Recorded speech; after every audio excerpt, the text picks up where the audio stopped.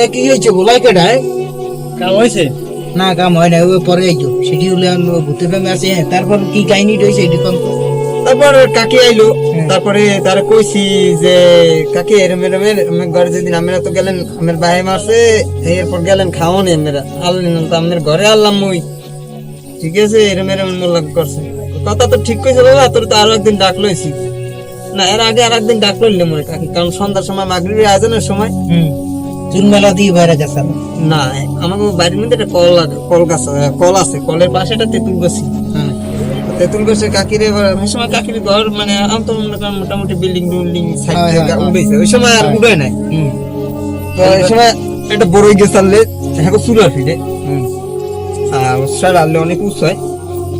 তো তখন মানে আমার ঘরের পাশাপাশি আবার হালার পালার এত যে কইছে পরিবেশের ভাষায় কথা কবি হালার পালার এবারও মগর আবার মাঝখানে মুখ হয়েছে, মাঝখানে কলটা হ্যাক ঘর এই পেশে মুখ ঘর ওই পেশে, খুব পাশে মুখ ঘর পশ্চিম পেশে হ্যাক ঘর।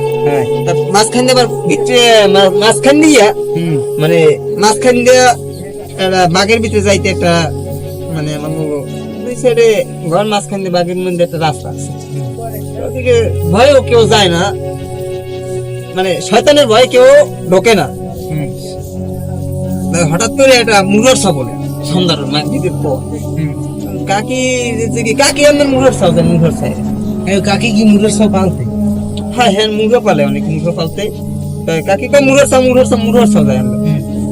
কাকি কইতেছে আচ্ছা না তুই এমনি যাও, তুই এদিকে মোর মুরগ কুড়ের সব খপে দিয়ে মুই ঘরে আইছি, নামাজ পড়ে কাল বইছি। তা ওই মুরেটা কিসের? ওই মুরেটা হ্যাঁ ওই মুরগাটার তো আমি ধরতে ধরতে মানে ওই তেঁতুল গাছটা গোড়া দিয়া ওই তেঁতুল গাছটার ওখান দিয়ে হালার পালাই তো মনে করেন